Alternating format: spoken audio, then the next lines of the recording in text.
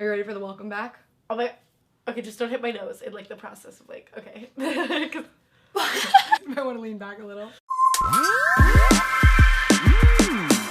Welcome back!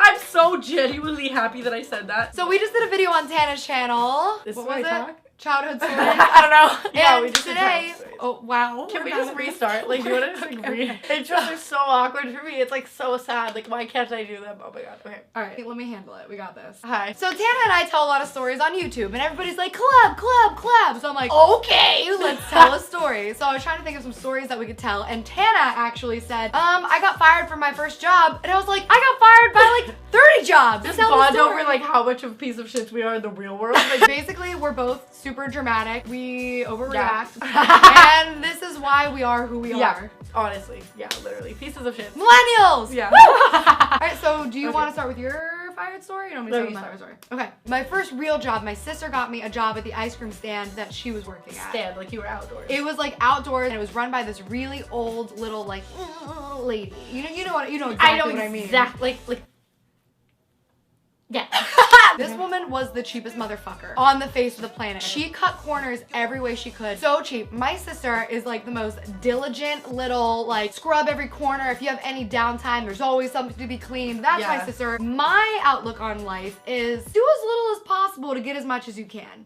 So we're two I'm gonna very make that my different Twitter people. bio. New motto, new t-shirts, new Oh my god, the Gabby merch Show down merch. below, down below. So I do like as little as possible. I had already kind of gotten into a couple scuffles with her. I would just like be scooping too big of scoops. Like one scoop meant like a half a scoop here. At one point, this woman came over. It was her and her 3 kids. So this was a family of 4. Okay. They order a pint of Italian ice. It's way cheaper to get a pint than to get 4 little cups. She comes up to the window and she says, "Can I have 3 extra spoons?" I gave the woman 4 spoons because there were 1, 2, 3, 4 people eating the Italian ice. Now, tell me if I'm wrong, but normally spoons are something that's like free. Yeah. Okay. So I give this woman the spoons, and this woman goes, "How many spoons did you just give them?" They're plastic spoons. Plastic spoons. Okay. I said 4. She said they only ordered 1 ice cream. It's a pint! It's a pint. I said, yes, but it was a pint and there were 4 of them. And she said, you should have charged them for the extra spoons. Like, how much money was she like? Like She didn't say a price. There's no thing that says like extra spoons or a certain amount. She just said you should charge them. And I said, you wanted me to charge them for spoons. And like create a price on the spot in your head to be like, exactly. Yeah. She said, don't give me attitude. And I said, I'm not trying to give you attitude. I just really think it's kind of nuts that you Yeah. would expect me to charge. That's like if you go to McDonald's. I get a straw. Like, Yeah, like no, that's Yeah. just a thing. Like you don't pay for Yeah. that. So then she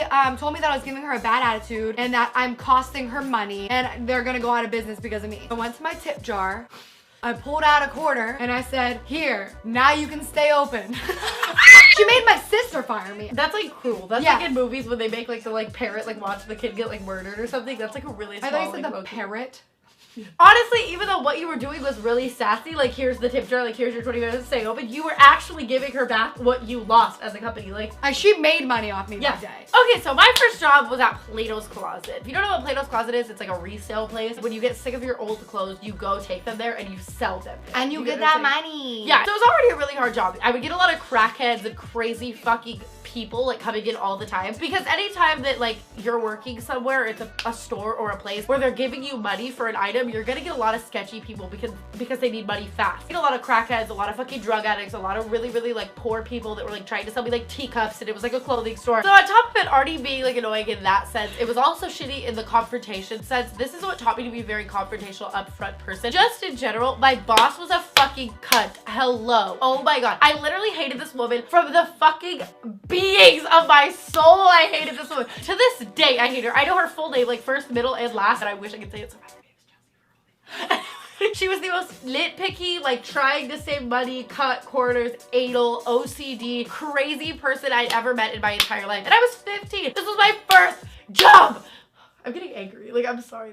I'm not an angry human being, like, at all. Like, she's just a cunt, you know? One of the rules was when you would go through people's clothes, often a problem would be Oh my god. relatable. Honestly, same. Can you smell this? Tell me if it smells that. I can't smell it right now. I wish I could smell. I can't smell anything right now. I'm glad. So a lot of times people would bring in things from their garage, and that would result in bugs. Live bugs, dead bugs, scorpions even, whatever. And this crazy fucking bitch had a rule. And the rule was that if there was a bug found in a bag, you could not scream. And if you've ever met me, hi, I'm the whitest, most annoying, obnoxious little blonde bitch ever. I scream at anything. So like telling you not to scream at a bug is a very, very difficult thing. And on top of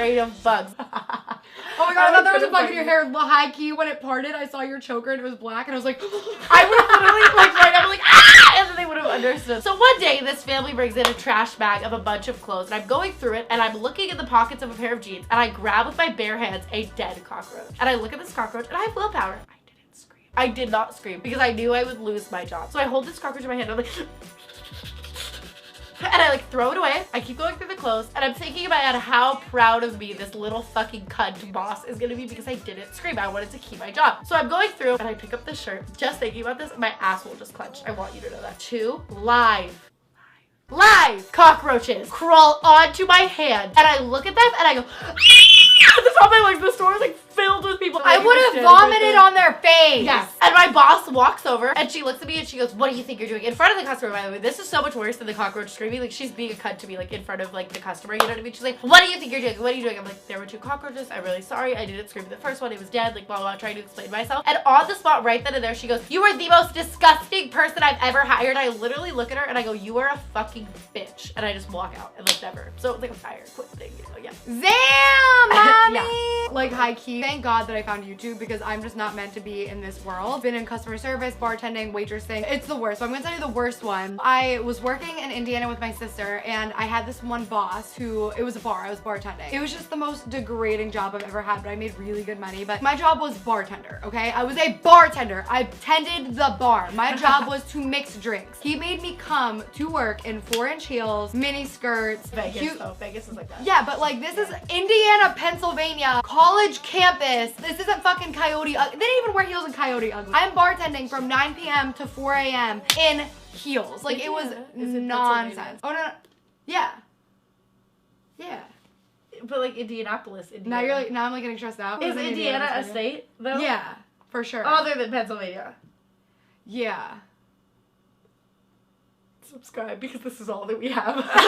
Okay, so I'm working at this college bar, and this guy was like the most cracked out, most unreasonable, mean, bitter, sexist, disgusting old man in the world. He would just like make up rules on the spot and expect you to know them. Like, that was this type of guy. He would like just decide one day that it was this way, and then the next day he would decide it was this way, and if you didn't know that, then you're a fucking idiot. He's gonna tell you you're an idiot. He's gonna dock your hours. He'll dock your paycheck. He used to like count every single beer every single night. He would measure every single alcohol bottle every single night to make sure the ounces match up with the amount of drinks that you poured. So like, shitty. The amount of time and manpower that he spent trying to figure out if there was an ounce of vodka missing was unbelievable. Like, to the point that he was just like crazy. Like, yeah, that's like, not something so normal crazy. human being. All of a sudden I would have these duties that I had no idea were my duties. There's certain things as a bartender at the end of the night you would do. So one night he decided that I was like gonna check my phone. I wasn't expecting you to be like ready on soon. But one night he decided that it was my nightly duty, this entire time that I've been working here, to clean out the inside of the light fixtures. He's like, "Why isn't this done, Gabby? This is your job." And I'm like,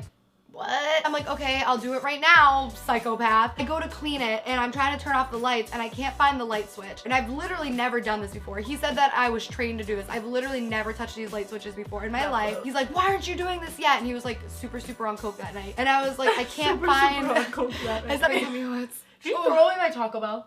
No. It's right there. I want the tostada so I like want to eat it right You want it? Go ahead. I don't care. Yes! So all of a sudden he says, "Gabby, why aren't the lights turned on?" And I was just like, "I can't find them." And I shit you not, this actually happened. This grown ass, coked out ass man pushes me up against the wall like this. Was it this like high, and then he slams his hands like this. Both of my like sides of my face. He is this close to my face, screaming into my face, telling me how disgusting, irresponsible, worthless, stupid piece of shit I am. Like, right here screaming. And I was just like, first of all, terrified because I think I'm gonna die, and also humiliated because everybody's watching this, and third of all, angry. So I was just like, "Fuck this shit, I'm out." I left the place and he said, "You're fired," and I pulled the classic, "I'm not fired, I already quit." And then the next day he asked me what time I want to come in. Like back.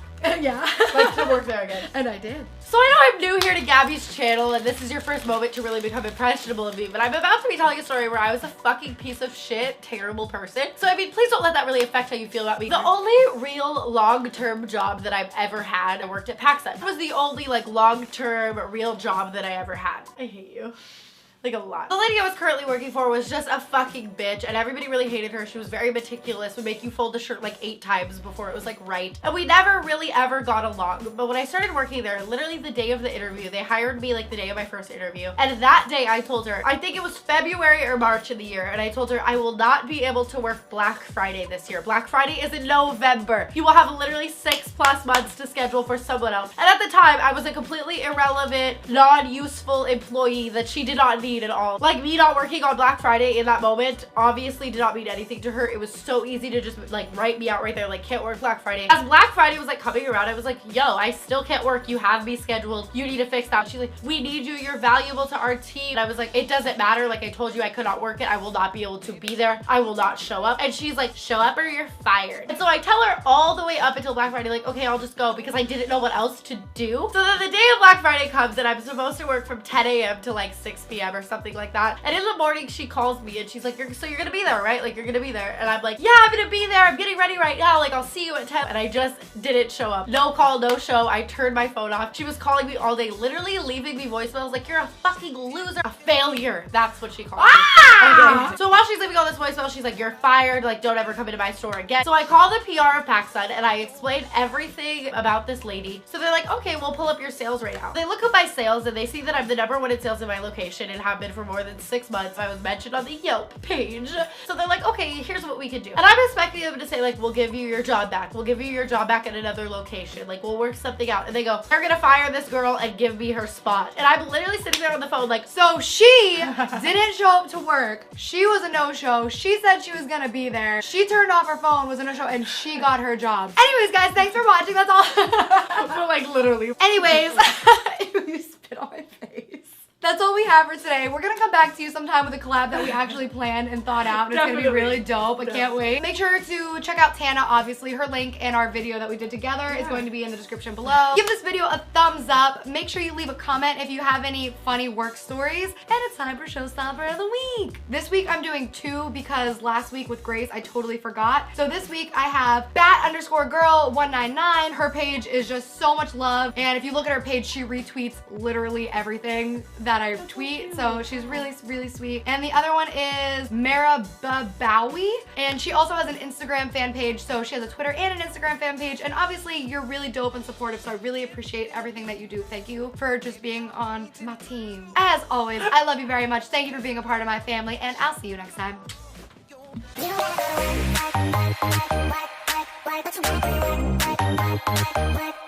Pants are unbuttoned. Like, this looks like this because I'm fat. I just ate a lot of Taco Bell. Thought I'd tell you. We had 2 lunches, so Tana can't button her pants. Yeah, exactly. What we're saying. No, like literally, like same. I'm like really touching you right now. It's okay. I'm living for it.